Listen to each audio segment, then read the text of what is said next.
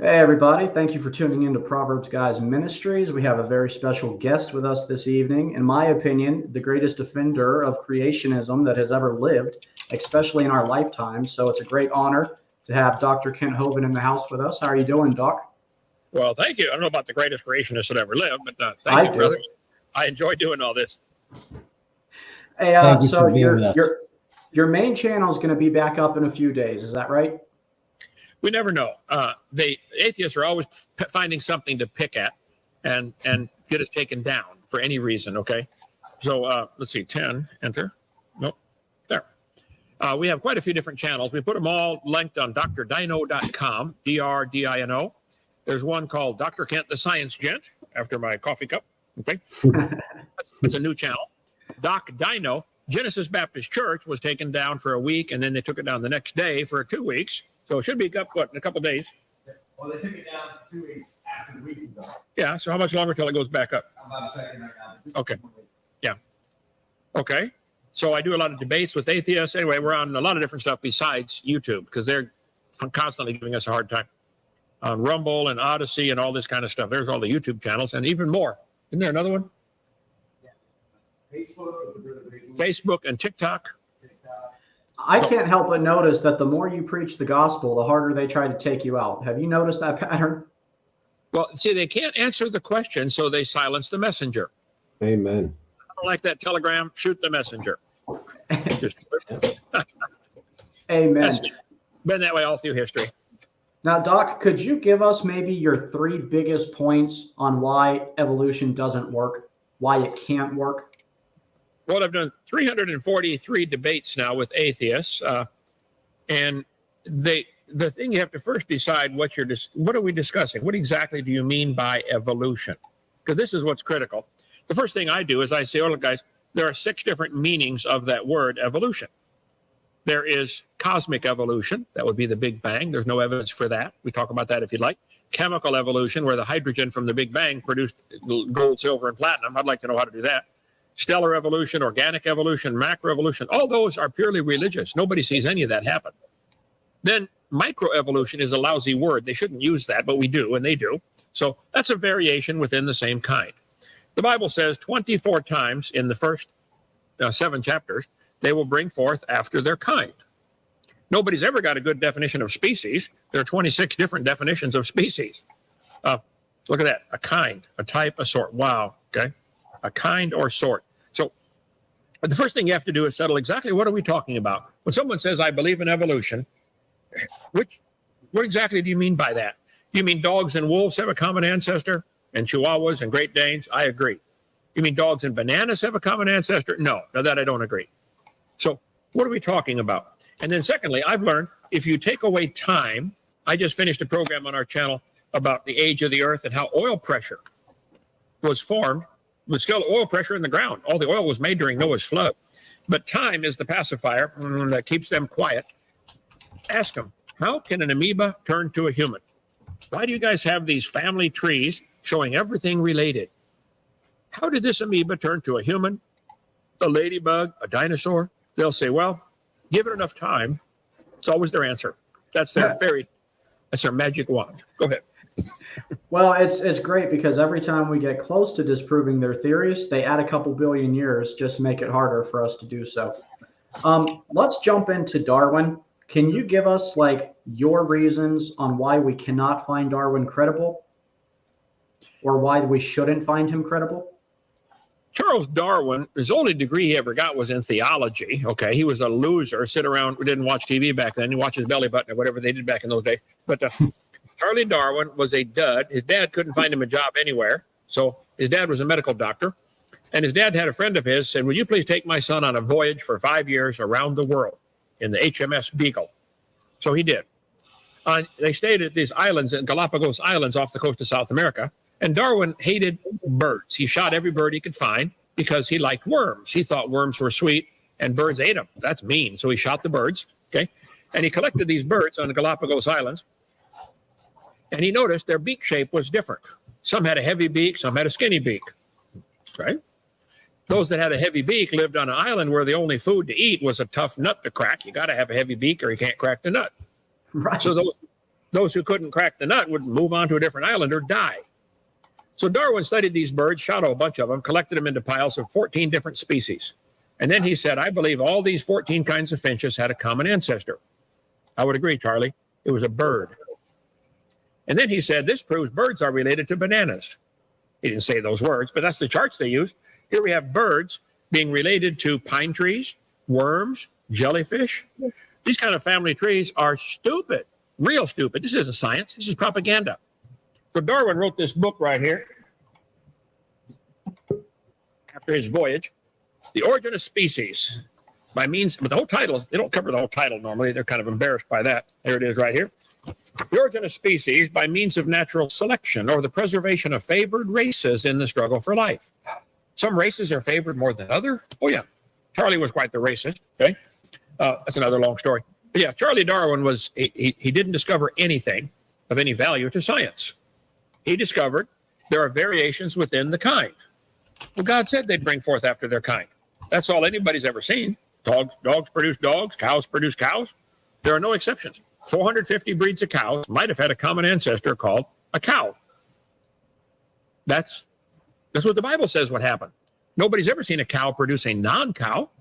So Darwin really is a dud as a scientist, didn't discover anything. But people are so desperate to get God out of their life, they'll jump on Darwin and say, oh, what a great scientist he was. Guys, he was a preacher who couldn't get a job anywhere, and his dad had his friend take him around unpaid for 5 years. Would you please feed my boy? 5 years he sailed around on board the Beagle just so he could get a place to sleep and food to eat. That's my humble opinion. Well, and the really interesting thing about that, Dr. Hovind, is Darwin never quit being a preacher. He just changed religions. Wow, that's a good way to put it. I like that. Yep. Now, my question for you is, because for the life of me, I can't figure out, I'm hoping you can explain this to us. We observe variations within kind, what they would refer to as microevolution. How then can they jump to macroevolution? How did they get there? More time. We have time and more time. They'll say, if we see these little changes from a Great Dane to a Chihuahua, etc., don't you think that proves they could come from an amoeba over billions of years? Well, no. First place, it's not science because it's not observable. Science is what we can observe, study, test, and demonstrate. Knowledge gained from observation, experiments to describe the world. Has anybody ever observed a dog produce a non-dog? No. It's imagination. It's SpongeBob. That's all it is. That's why they like video games. It puts them into this fantasy world. Whoa, just imagine. It's stupid. Tell them I said so, okay? All right, Doctor, we have Mark Reed in the backstage. He's the only atheist willing to come on at the moment. So if you would like, we'll bring him on. And sure. Mark, I'll say this, and then we'll move on, and we'll allow you to start back and forth. When Dr. Hovind's talking, I'm going to mute you. And then when he's done talking, I'm going to mute him, and I will unmute you, okay? Okay, that's fair. All right, so I'm going to mute Dr. Hovind, and Mark, you can go ahead and start a line of questioning if you'd like. I didn't know I'd be the only atheist on there. Yeah, so Darwin did get a lot of things wrong. He got a lot of things right too, so it's a mistake to say that sort of, you know, he was this, that, and the other. I think sort of bad-mouthing somebody that's dead and contributed a lot to science is kind of not probably what you want to do, but you know, that's up to you. So I found myself intrigued by this as sort of evolution versus creationism. So really what I wanted to get into was how creationism explains all of this stuff. Creation is like communism, Nazism. The ism should go on evolution. It's evolutionism. It's a dangerous religion. It's a cult, okay? And creation would explain God made the animals, probably 8,000 or 10,000 different kinds, I'm guessing at a number, and he gave them the ability in their complex gene code to produce a variety of offspring. One human couple can have 10 kids, and they're all different. Now, dogs can produce a variety of dogs. So the dog breeders all know there are limits to how they can get. They can get a great big dog or a little bitty dog. And all the dogs probably came from a wolf. I don't think anybody argues with that. So the wolf, the coyote, the dog are all interfertile. They can interbreed. You get coy wolves and coy dogs and wolf dogs, okay? So the banana, though, is not in there. God said 24 times they would bring forth after their kind. That's all anybody's ever seen. So the creationist would say, God created the dog kind and gave it a flexible gene code that can produce 400 varieties of dogs. But there's a limit. It's still dog. You evolutionists want to see the observable evidence for variation and extrapolate in your mind to say, wow, that proves dogs and mosquitoes are related. That's dumb. Okay, go ahead. Well, see, it's not just that we see these variations and decide that's the case. There's also a lot of converging lines of evidence to back it up, such as genetic evidence, the fossil record. There's a whole long line of evidence that points to the same outcome. But what I really asked you didn't actually answer, which was how does creationism account for this? And evolution isn't evolutionism. It isn't a religion like that. There's no God. Like, what's the God of religion? Where do they meet? What's this faith? Like, what are their tenets, kind of thing? Time isn't a god. It's part of space, Kent. It's not a god. Like, what are you talking? Nobody worships time unless you're worshipping time somewhere in the back room somewhere. That's not happening. So, but I asked how creationism accounts for things. Have you seen something produce a dog out of nothing? Can you show me a dog being produced by a god out of nothing, please? Because you demand that to see that happening in real time in front of you to prove evolution. Why don't you show me a God creating an organism out of nothing right now so you can show me? All right, let's let him answer that. Fair question. This is a whole crux of the matter. You hit it right on the head, Mark. I cannot. I believe God created the universe. God created everything. I believe God did it. And I admit, I take that on faith. You guys do not admit that you take on faith these family trees where a protozoa turned to a dog. You won't admit that. You think it's science, even though it's never observed. I admit I've never seen God create a dog. I've never seen God create anything. I believe by faith God created everything out of nothing. You guys believe by faith that it all came from a dot of nothing, or near nothing, expanding rapidly, and you won't admit it's a religion. It's nothing but a religion, Mark. Nothing but it. Give it up. Go ahead. Over and over, but you actually haven't demonstrated it's a religion because you haven't demonstrated any worship system, any kind of God, any kind of anything like this. You can hold up a thing saying time, but no one worships time. That's completely wrong. So yeah, you're absolutely 100% wrong on that. You just want it to be a religion. Now, we've never seen Pluto go around the sun either, but we know that will happen in the future. It's called induction, which is the basis of the methodological naturalism, which is the scientific method. It's basically doing experimentation, tests, observations, and then using a process in order to know what will happen in the future and making, and this is really important, novel testable predictions, which has been done. I'll point to the Archaeopteryx, I'll point to Tiktaalik, I'll point to, there's been so many novel testable predictions that is made that have all come true. And we've actually seen speciation happening in the case of certain very short-term organisms. Can we let him address what you just unloaded, Mark? Sure. It was all on point, but it was quite a bit. One topic at a time. Okay, which one? Just one. Which one do you want to talk about? Mark, could you give one of those? 40 topics on the table. So when you keep saying science is something that we observe and see, Mark, if you could though, just one of those topics, could we? Okay, we'll address that we don't see Pluto going around the sun. We have to use induction, all right, which is part of the scientific. Fair enough. So Dr. Hovind, if you could explain that. I agree. We observe Pluto moving in a direction that eventually would lead it around our sun, and who knows how long, but we've never observed that. You are correct. That is logical induction. We don't know of anything that would change Pluto's orbit. It seems to be gravitationally locked with us, and centrifugal force flinging it around. Where that force came from is another question. But I think that would be logical to say Pluto is probably going to go around the sun in whatever it is, 240 years or something. Okay, I don't know. Don't care. We've never observed dogs produce anything but a dog. All we've seen is they run into a brick wall. They get a big dog, a little dog, but they can't get one any bigger or smaller. There seems to be a limit. So if to equate the science behind Pluto moving and this protozoa turning to a biology teacher is ludicrous. We don't ever see protozoa produce anything but a protozoa. If you wish to believe it happened, that's fine. And if the word religion is too strong for you, I'm sorry, but you're these charts are based on belief, not science. We don't observe a starfish being related to a flatworm and a mollusk and a butterfly. This is not science. It's not observable. All we've ever observed in all of history is everything brings forth after its kind. Any farmer in the planet will tell you all they've ever seen: cows make cows, dogs make dogs, corn grows corn. You might get 200 and 500 or 2,000 varieties of corn, but it's still corn. But you guys want us to pay. You want us to pay for all the kids to learn that corn and cows are related to a common ancestor. Do you believe you have a common ancestor with corn, Mark? Now, Mark, you can feel free to stick to answer one this. topic at a time, please? That was so many topics.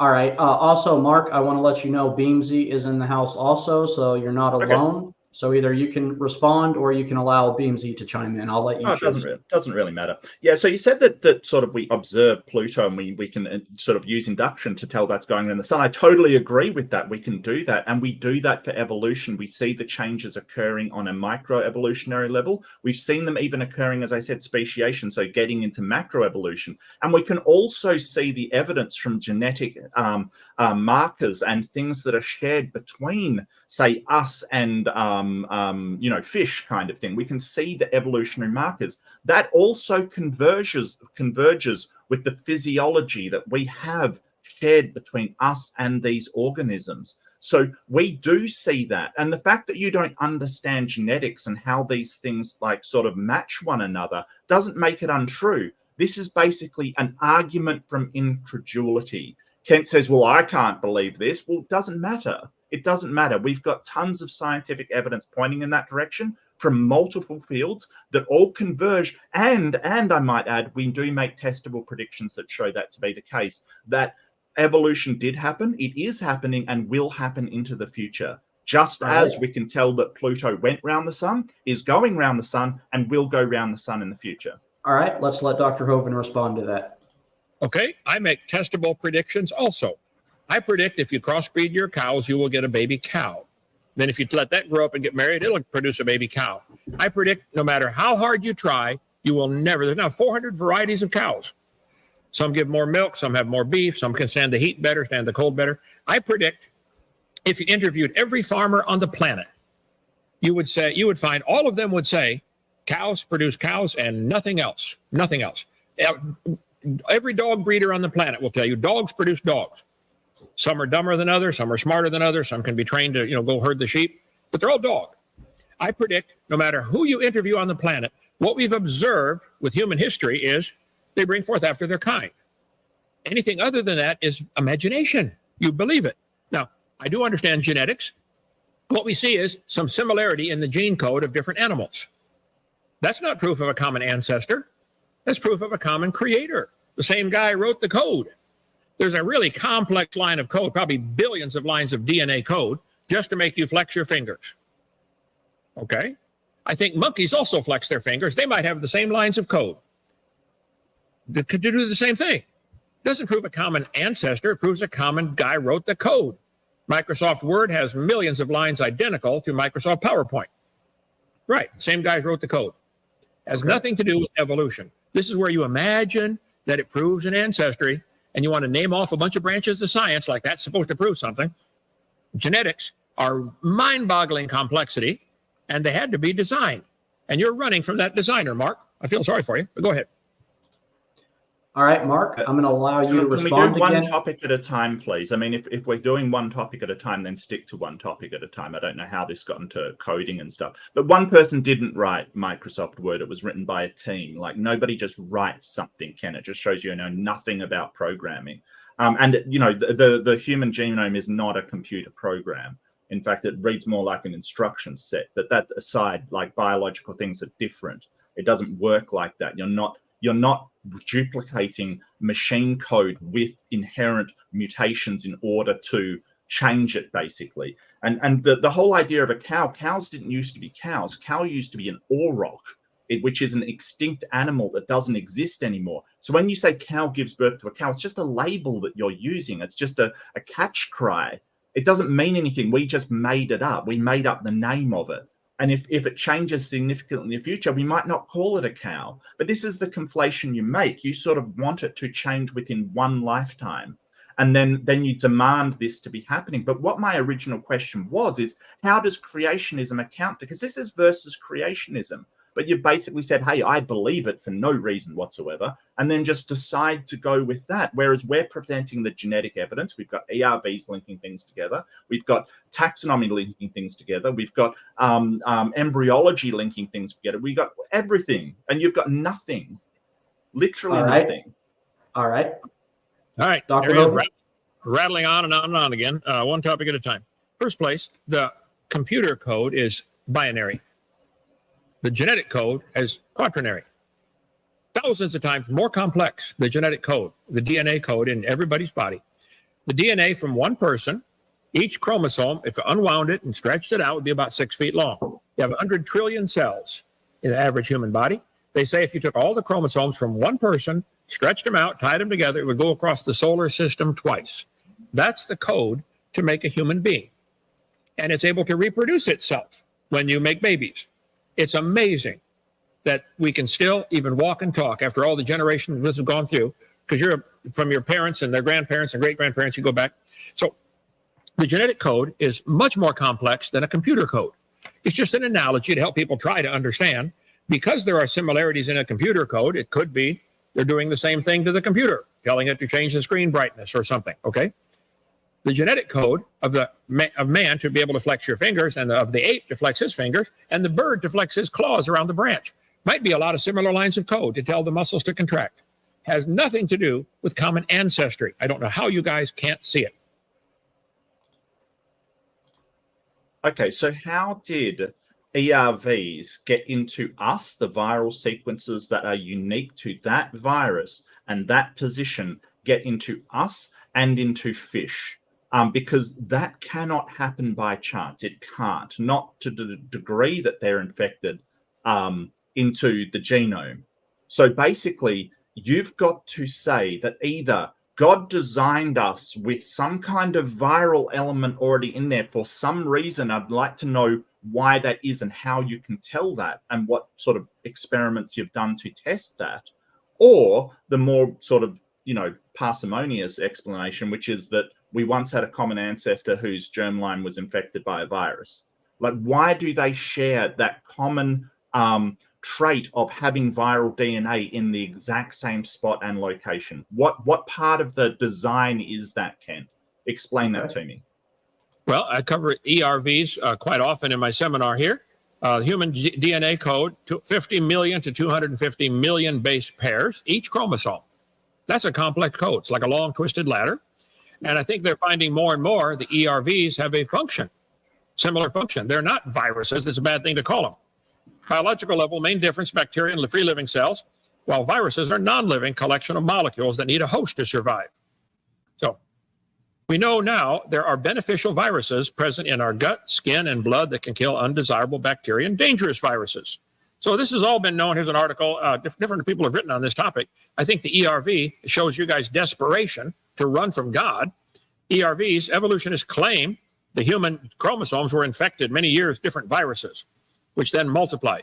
Then as some of these sections of virus-like DNA were shown to be functional, they claimed they had become tamed. They've been functional all along. I think you need to learn some biology, Mark. I think there's a lot more to ERVs than you realize. They're abundant in mammal genomes. ERV sequences initially got their name because they showed strong similarity to viruses. They proclaimed the animal genome evolved to their present state. And they called it DNA, junk DNA. I don't think there's any such thing. As research on ERVs progressed, it became apparent many of these genomic features were not junk, but important for the mammal's survival, and such as placental development. So you can Google it for yourself and research all this, but no, I think you're mistaken. ERVs are not necessarily junk DNA. They're not necessarily bad. They are necessary for different developmental functions. So they're finding more and more ERVs are important. So the fact that there are similarities in our DNA, our ERVs, where they're located on the genome, and I mean, what if the code to make fingers flex was on page 75 of the gene code, and the code for the monkey to flex his fingers is on page 75? Well, it still wouldn't prove common ancestor. It's a common designer. Why are you running from him? He loves you, but he's going to be your judge one day. I'm sorry, new topic. Go ahead. Anybody else? Is there other people? I mean, it's your program. But there is. So, Mark, we will come back to you, I promise, but I want to give Beamsy a chance to get in here also. So, Beamsy, I'm going to unmute you now, just in case. Well, you can unmute. Just in case you're unaware of the rules, when Dr. Hovind's speaking, I will have everyone else muted. And then when you're speaking, I will mute Dr. Hovind. So, Beamsy, if you have a question now, you can begin. Are you fine with the question I put into the chat before? I gave it to you so you could actually review it, if that was a fine question to ask. Go ahead and ask it, and if it's inappropriate or something, we'll just say so. Mr. Hovind, when you actually give your presentation and you give the 6 types of evolution, within the second one, you say, of chemical evolution, we have never been able to make any of the elements within the lab. How would you explain where the artificial Achilles come from? The stuff like Neptunium, Americanum, and Californium? I'm not understanding because of your dialect, I think. Are you asking how? I do say cosmic evolution. There's no evidence for that.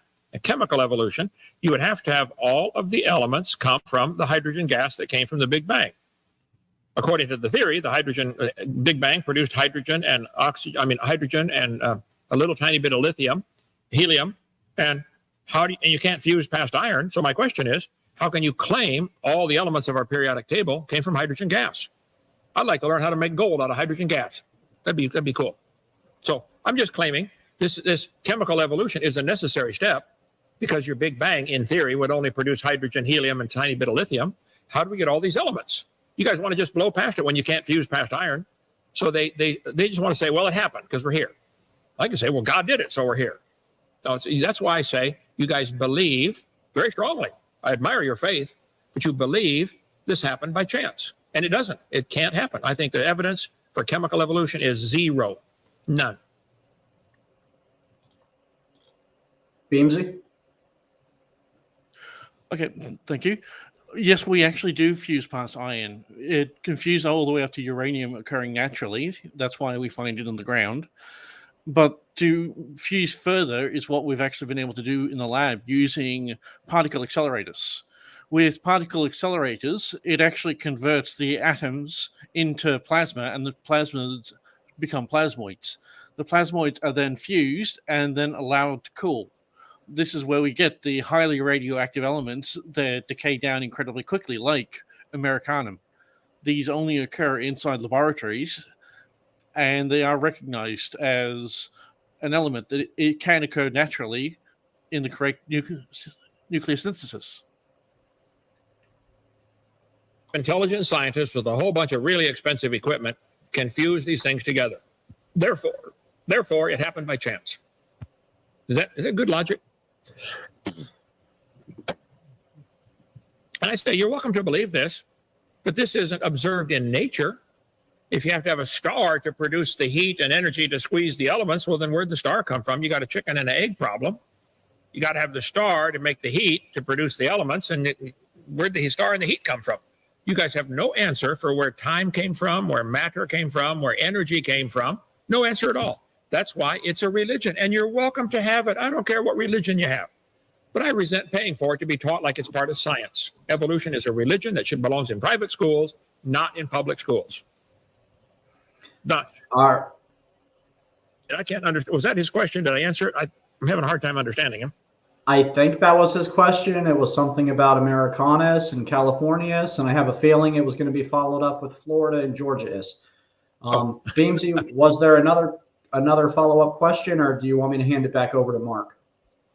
Oh, you're welcome to hand it to Mark. It's just that my question was, in regards to your presentation, you have said that we've never been able to do it, but we do it on a regular basis. We're using atomic accelerators. But if you would like me to answer your question of where the star comes from, I can, but it will take about an hour or two of explanations. All right. Well, we don't have 2 hours, so I think I'll hand it back over to Mark. And Mark, you can begin your next line of questioning. Yeah, so I'd like to go into Phoenix Rising, where we've gotten an ERV and basically taken it back to a state where it can provide do viral elements. So how would you explain that section of genetic code can be reactivated into a virus when you're saying, hey, they were created kind of thing? Why can we reactivate some of these sequences? In the case of Phoenix Rising, it was HERVK. Why can we reactivate that into a virus if it wasn't a virus, if it is this designed thing? Understanding your British accent there, but you say we, meaning somebody in the laboratory, can do something and reactivate it. Again, you're talking about a creator, an intelligent person doing this. Does it happen just on its own, or you just believe it did long ago and far away, like SpongeBob? It's both of you guys are counting on a laboratory and a lot of intelligent people and a lot of expensive equipment to do these things. You said, we do it all the time in the lab. That's, again, proof of creation. How don't you get it? Cover ERVs. There's long, interesting articles on ERVs and how they may not be viruses at all, and they certainly may have a function, many of them. A lot of it's not understood. We just don't know yet. Put a 10-year-old under the hood of your car and say, take out anything it doesn't need. He doesn't know what any of it does. He's going to take it all out.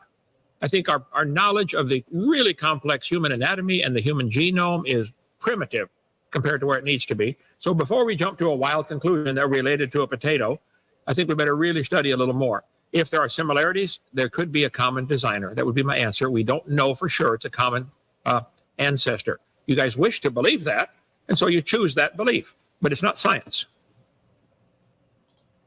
Mark? Yeah, so you didn't answer my question at all. Why can we get some of these or one of these sort of ERVs and reactivate it into viruses if it was designed into it? I don't think you have a problem with my accent. I don't have an English accent. It's Australian.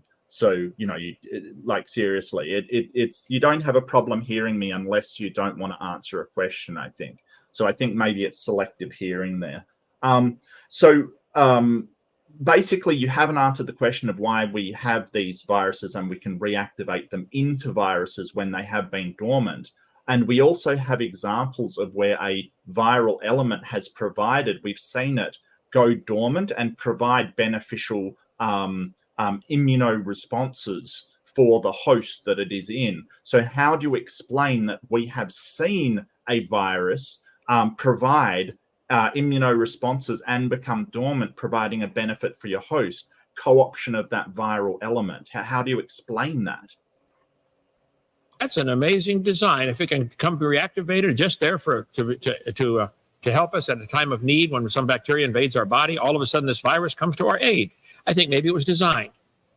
Just like somebody's designed to have, safety measures in their car, seatbelt. You don't need it till you get in a crash. And wow, good thing they put that in there. There's a long article about retroviruses, if you're determined to stick on that topic, on Institute for Creation Research, ICR. I highly recommend you read from the creation side how they explain what these viruses are and endogenous retroviruses. First of all, as I've said, we're finding out many of them have functions and they're not viruses, they're not bad. And if there are similarities, maybe because all the organisms face the same dangers in nature. I think a lot of animals and people and animals have hair, for instance, because it's a handy thing to have, okay? I think some have skin covering to keep their guts on the inside. It works good. I think you find a lot of cars and trucks have round tires. These are things, the fact that we have similarities, again, even in ERVs, is not evidence of a common ancestor. It could just as easily be the same guy wrote the code, and we don't even understand that code completely yet, and we better hold off on judgment. Okay. Cool. Okay, fantastic. So you acknowledge that they are viruses, external viruses that infected the human genome. You acknowledge that that's the case by saying that, which is fantastic, because the only way that that virus could be in exactly the same place in the genome, the exact same virus over us and thousands and, millions of other organisms, is if that germline, the sperm or the egg, was infected by that virus, if they are external and what you're saying is true. So you acknowledge that they're external. They must have been infected in a germline because that's the only way a virus can endogenize throughout the entire genetic sequence of the body. So this is where science says, hey, this is how we know this is true.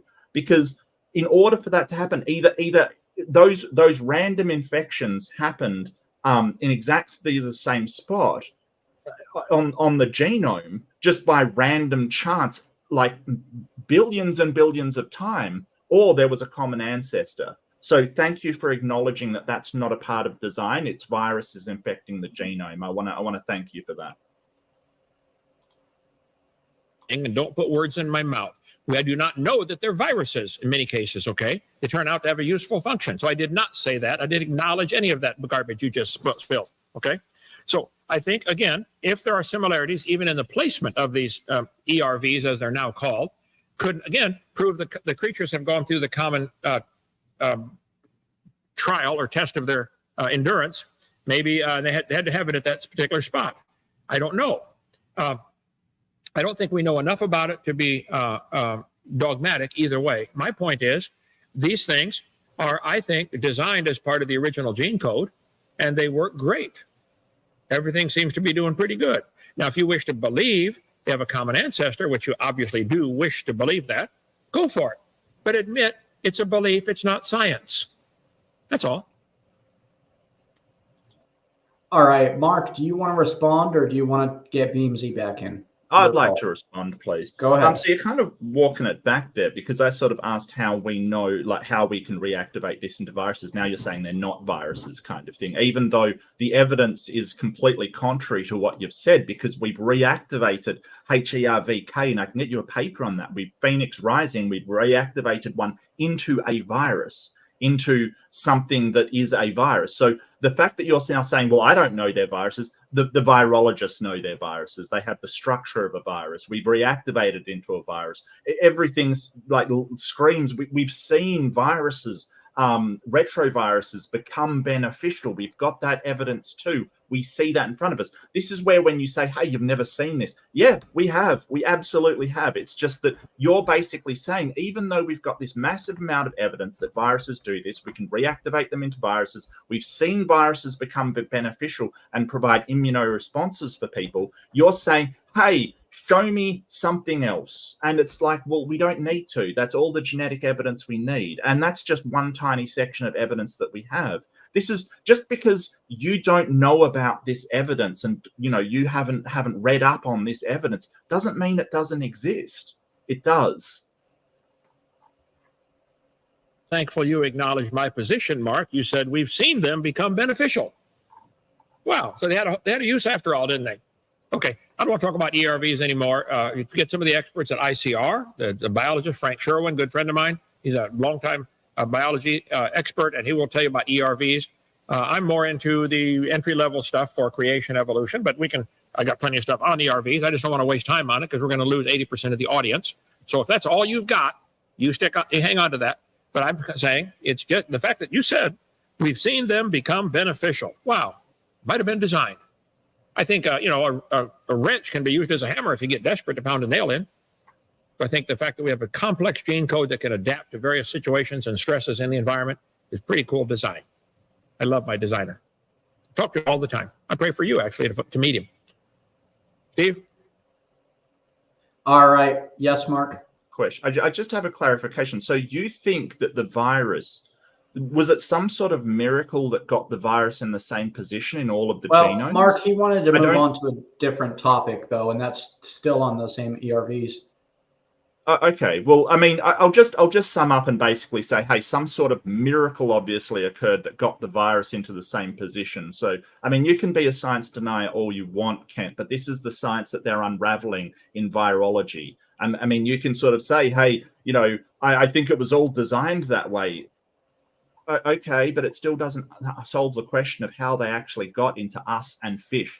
Like, even if somebody did design a virus, it doesn't actually solve the problem. All right. Point noted. Dr. Hovind did say that that's not his area of specialty. So we'll move that's on. Fine. I was just summing up. Sure. Well, Stephen, yes, sir? He called me a science denier. I am no such thing. I love science. You are a God denier. Okay. You can choose that position if you'd like. I think that'll not work out good for you someday. But I love science. Evolution isn't science. We never see a dog produce a non-dog or a cow produce a non-cow. Never. You guys are living in SpongeBob imagination world, thinking everything's related to a common ancestor. and you got these incredibly complex ERVs, and you think that's evidence that it happened by chance?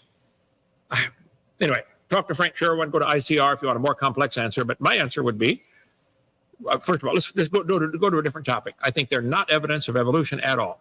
Okay. I'm going to bring Beamsy in. Beamsy, you can unmute if you have another line of questioning.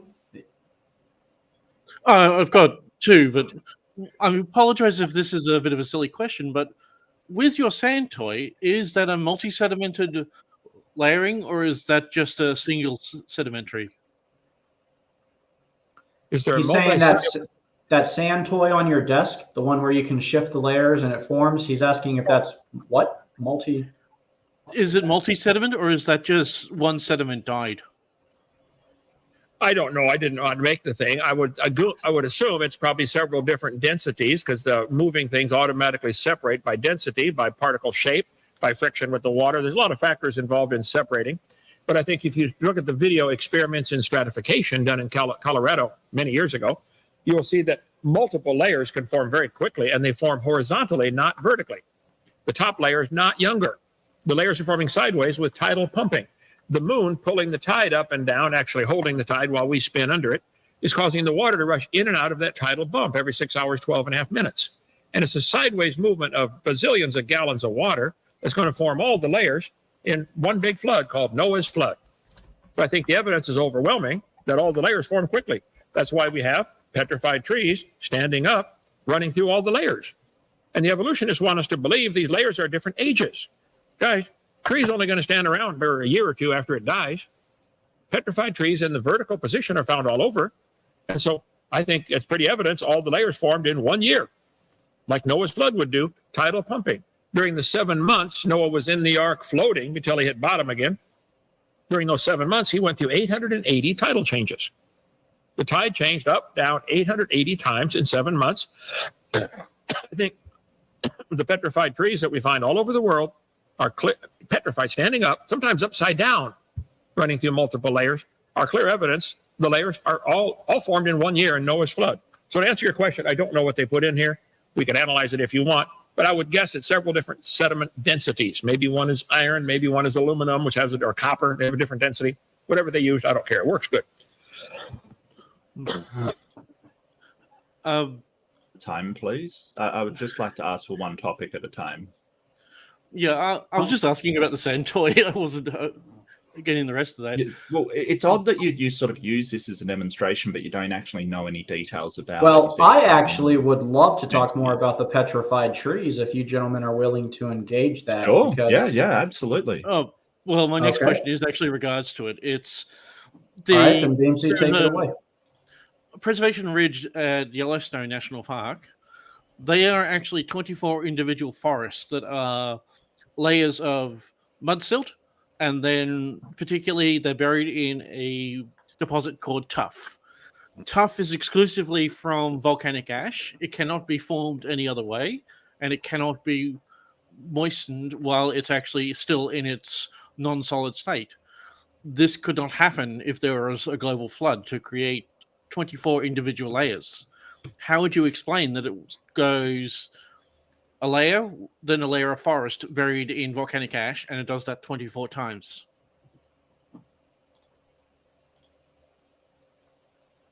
You muted yourself, Dr. Hovind, so I can't unmute you. Am I muted? Okay, yeah. Now you're There unmuted. are 27, if you're referring to Specimen Ridge, there are 27 consecutive layers at Yellowstone of forest, and the trees have the roots ripped off.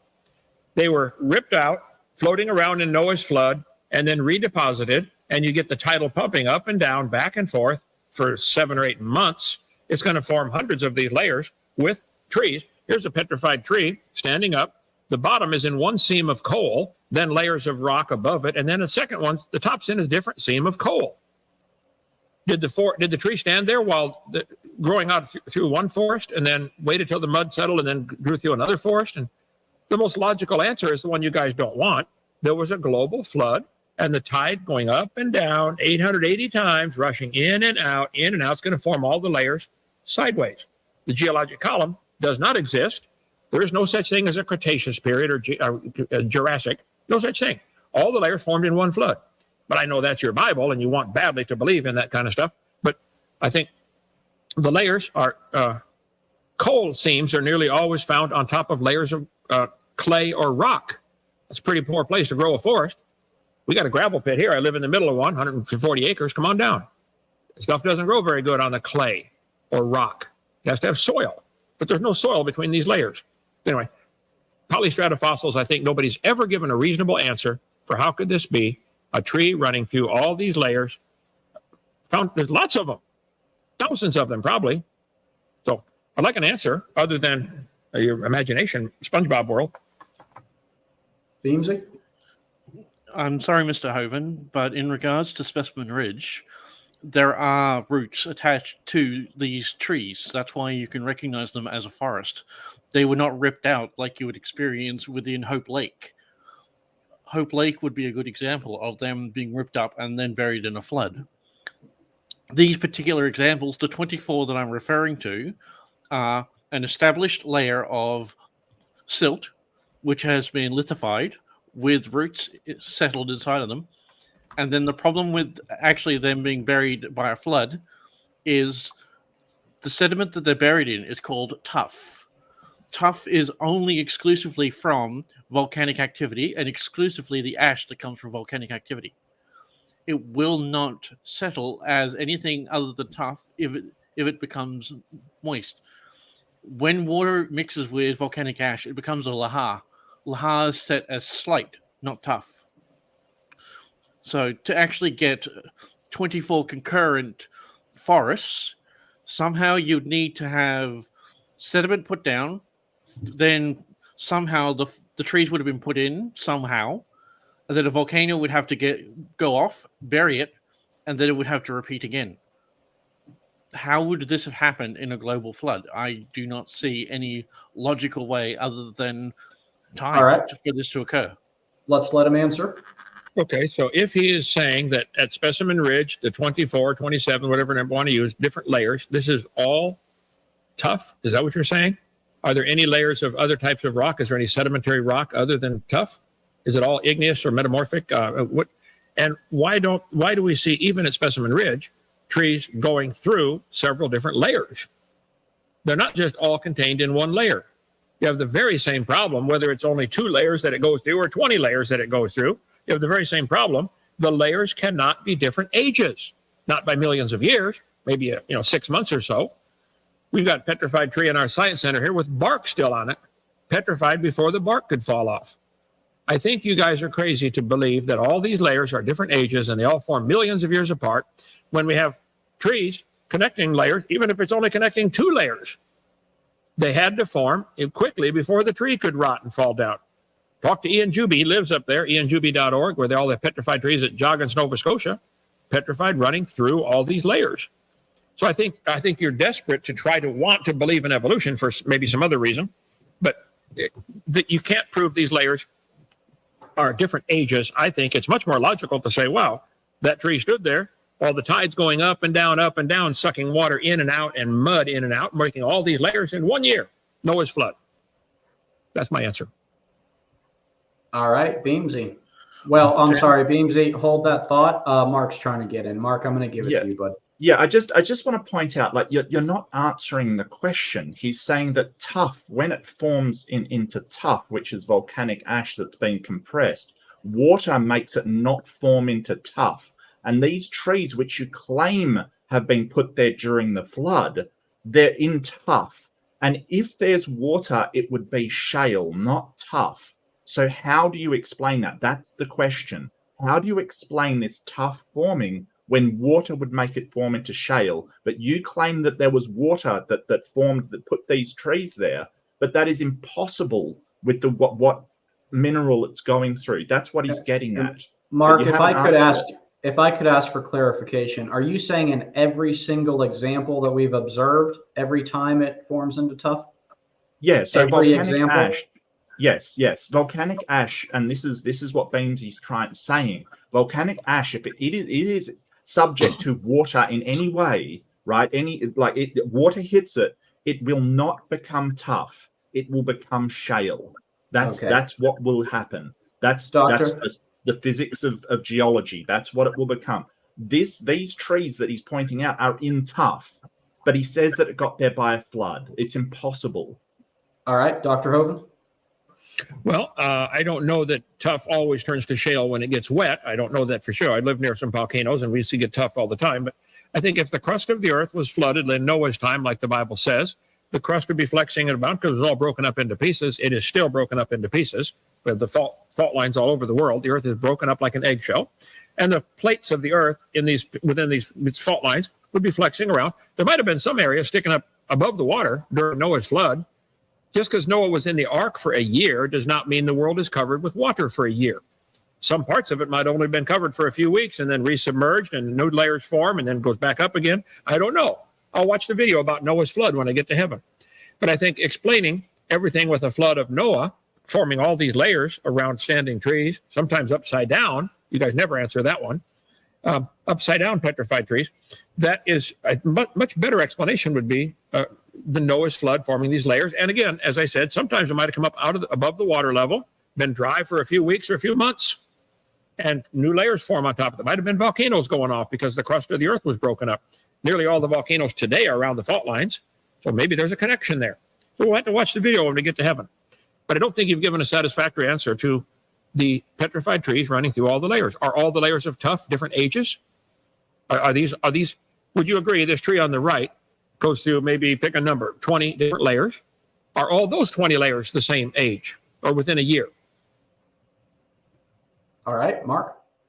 Well, actually, the question was for you. Beamsy asked the question of you, and you never answered it. And there's no shale in there suggesting any water was there at all. So the whole thing of you haven't answered satisfactory. We asked you the question of how the tuff got there, and you didn't have an answer.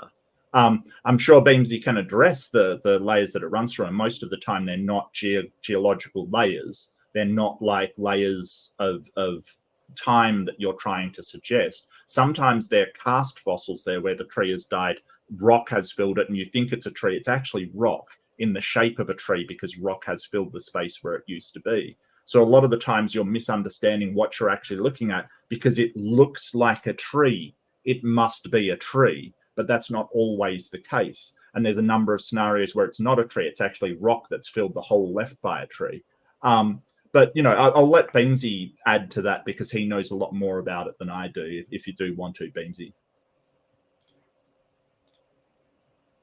Yeah, a lot of the cross-strata fossils are actually fossils of something called a lycopod. They can actually be growing while buried because they're closer to a fungus than they are to a tree, and they don't actually have solid branches. They're also hollow, so a lot of them get filled up.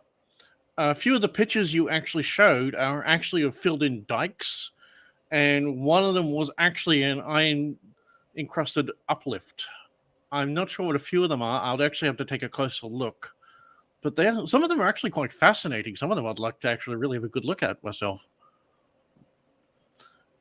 Okay, well, let's make it real simple. Let's get this picture right here. Let's take the one on the far right. Let's pick a number and say it's going through 20 consecutive layers. Would you all agree those 20 layers had to form in maybe a short time, like a year or so? They can't be millions of years different in age because the tree would have rotted beyond that layer. The top would have rotted off. So the fact that there's a tree standing up on the far right here going through, let's say 20 layers, would you agree those 20 layers had to have been deposited quickly in maybe 1 year or less before the tree could rot? Is that a reasonable answer or question? Beamsy. The one on the right's not a tree fossil. You're saying the one on the right is not a tree? It's a dike cast. A what? It's called a dike cast. No, it's a dike cast. It's literally a cast fossil that's been created because a separation has occurred within that sedimentary layer. It's basically a crack that has been filled with rubbish.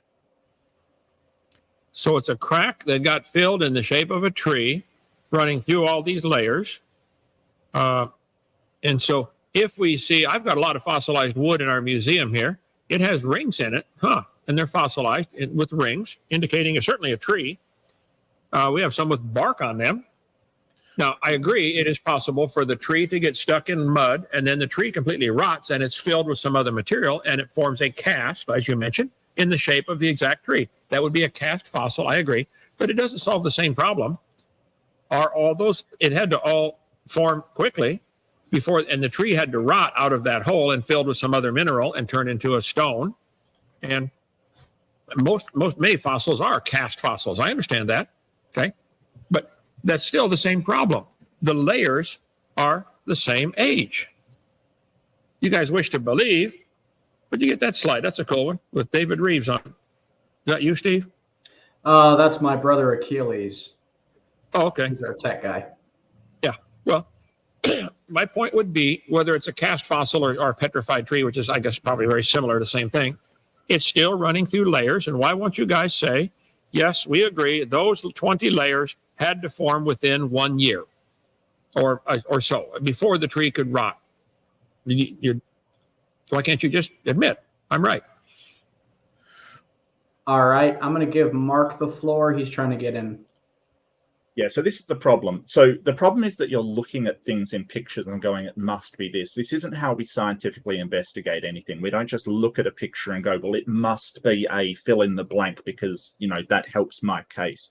What Beamsy's trying to get across is you'd have to actually examine these and find out what they are. Isn't enough just to say, hey, this picture looks like this? Because, yeah, the dike fossil, the dike cast on the right looks like a tree, but it's not a tree.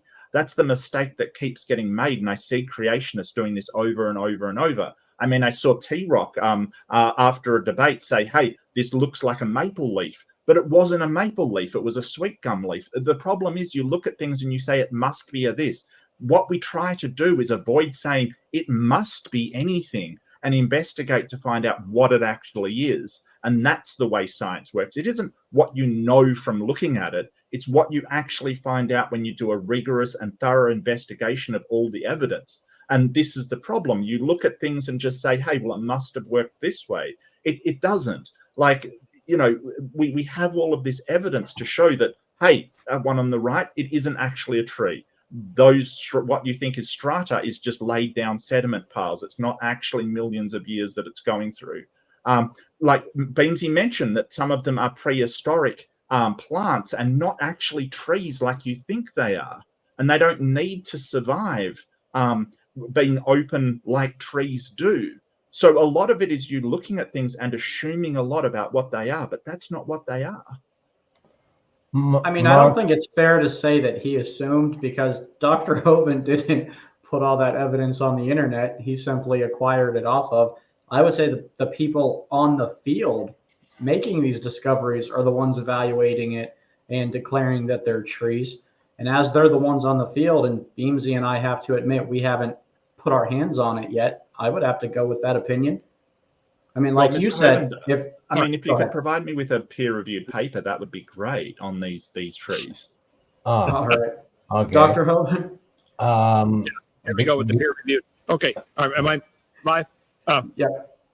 Dr. Don McDonald at, let's see, Torrey State University. He lives up near where these coal mines are and finds the petrified trees. I've talked to him a couple of times. There's his phone number. They are definitely trees, and they're running through different layers. They're mining a whole lot of coal up there, and we've got a piece in our science center, and you can see the bark is still on it. It's a tree, okay? It's a tree fossil. I'm sorry if this bothers you guys so bad, you got to come up with such a silly answer that, oh, it's not a tree. It just looks like a tree. The people who are finding them say it's a tree. The one at Yellowstone National Park, they got a fence around it, and it's clearly marked. This is a petrified tree standing up. Petrified tree, Yellowstone National Park. They think they're petrified trees at Yellowstone. Why don't you go correct them? March around Yellowstone and put up a sign. You guys are stupid.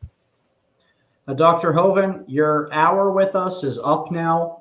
You're welcome to stick around if you want to answer more questions or continue the dialogue, but your obligation is up, and I appreciate you being here.